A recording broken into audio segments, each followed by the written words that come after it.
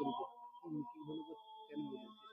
দেখুন, ওনার সাথে আমার আগে থেকেই চেনা জানা ছিলেন।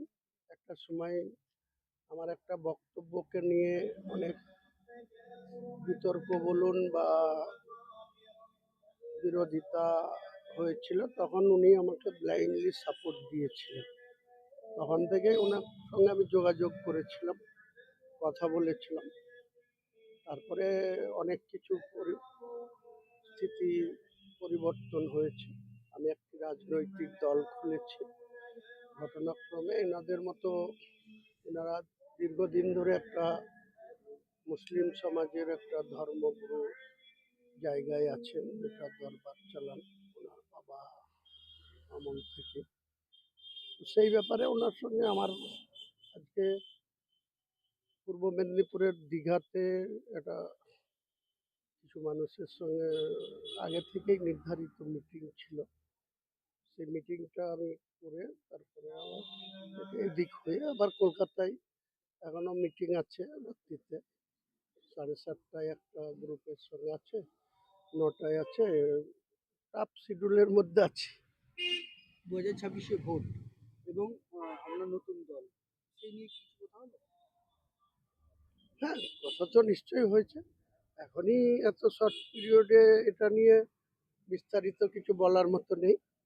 আপডেট যেটা আসবে সেটা আমি তো ঘোষণা করেছি যে আজকের দলের বয়স মাত্র 15 দিন।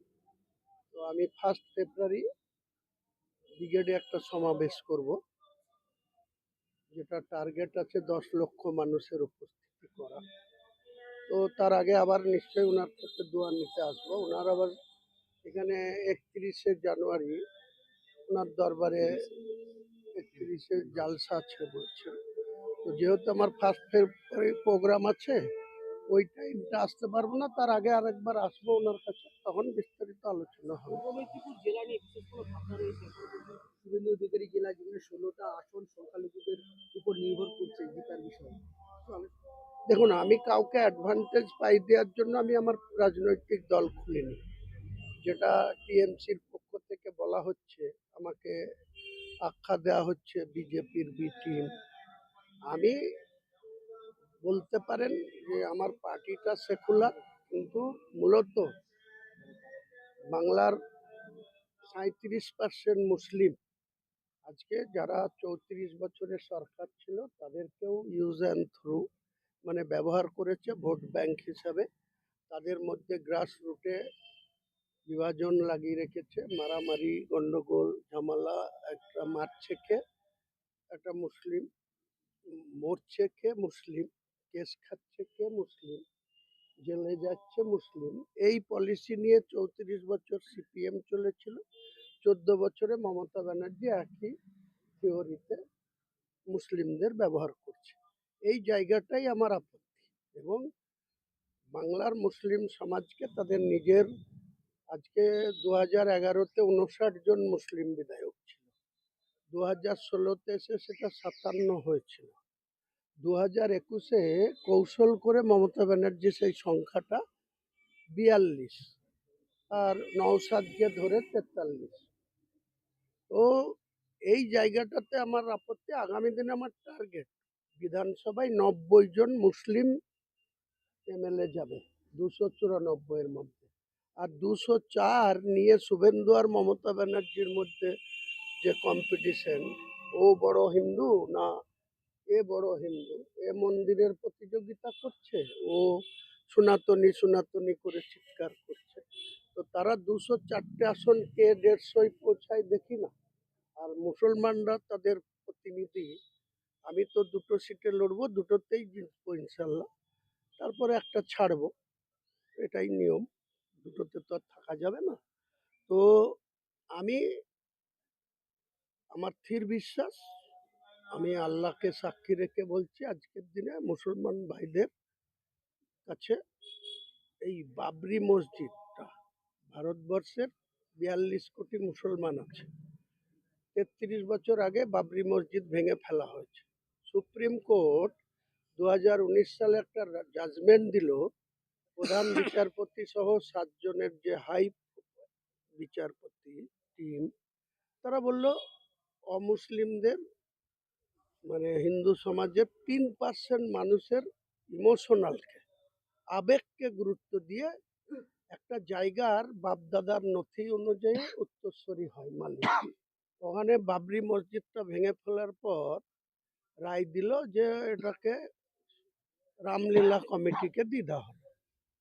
সেখানে মন্দির হয়েছে, কোনো মুসলমান বিরোধিতা করেনি, আমিও করিনি, আমার বাংলার 4,26,00,000 মুসলমানও বিরোধিতা করেনি, ভারতবর্ষের 42 কোটি মুসলমানও বিরোধিতা করে। কিন্তু সেই সঙ্গে সুপ্রিম কোর্ট বলেছিল যে বাবরি মসজিদ বানানোর জন্য 5 একর জায়গা দিতে উত্তরপ্রদেশের সরকারকে। যোগী আদিত্যনাথ সরকার কোথায় জায়গা দিল? ওই অযোধ্যা থেকে 14 কিলোমিটার দূরে একটা নদীর ধারে, যেখানে 15% মুসলমানের বাস। আমি 72% মুসলমানের জেলায় আমি বাবরি মসজিদ করতে যাচ্ছি, আমার মাথার দাম কেউ 1 কোটি দিচ্ছে, বলছে মাথা কেটে নিয়ে আসলে 1 কোটি দেব। আমাকে প্রতিনিয়ত 1 মাস ধরে হুমকি দেওয়া হয় ফোনে।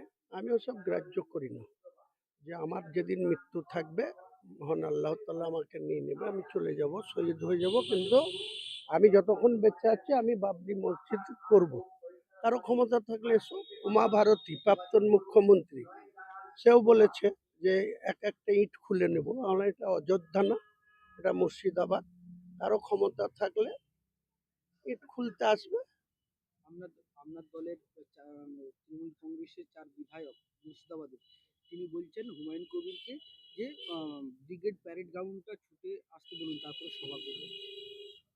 এইসব তুলাবাজদের কথার কোনো জবাব আমি দেব না। এদের জবাব আমি 6ই ডিসেম্বর দিয়েছি। এদের পুলিশ প্রশাসন, মমতা ব্যানার্জি পুলিশ মন্ত্রী, এদের প্রশাসনের আইডিয়া ছিল যে আমি বাবরি মসজিদের ভিত্তি স্থাপনের দিন 30 থেকে 40 হাজার লোক হবে। আমার কাছে ফুটেজ আছে, আমার কাছে ডকুমেন্টস আছে, পুলিশের কাছেও আছে। 8টা ড্রোন ক্যামেরা ছিল, আর অগণিত আপনাদের মিডিয়া চ্যানেলের লোক ছিল। 4 লক্ষ মানুষ ভিত্তি স্থাপনে প্রেজেন্ট ছিল, আর 4 লক্ষ মানুষ এই কৃষ্ণনগর নদিয়া জেলার নবদ্বীপ ব্রিজ থেকে বর্ধমানের কালনা, মেমারি, এইসব জায়গা থেকে যত গাড়ি মুভমেন্ট হয়েছিল, উত্তর 24 পরগনা, দক্ষিণ 24 পরগনা, হাওড়া, হুগলি থেকে পুলিশ বদমাইশি করে তাদের রাস্তায় আটকে দিয়েছিল, যেতে দেয়নি। ওদিকে ফারাক্কা মালদা থেকে 100 কিলোমিটার, 135 কিলোমিটার আমাদের বেলডাঙ্গা, সেখানেও রাস্তাতে গাড়ি আটকে দিয়েছিল। কাজেই 4 লক্ষ লোক রাস্তায় ছিল, আর 4 লক্ষ ভিত্তি স্থাপনে ছিল। তারপরে ভারতবর্ষের স্বাধীনতার পর কোনো রাজনৈতিক দল, যেটা কংগ্রেস, জাতীয় কংগ্রেস, যেটা আমরা 30 বছর করেছি, এই কংগ্রেসটার জন্ম হয়েছিল কবে? 1885 খ্রিস্টাব্দে।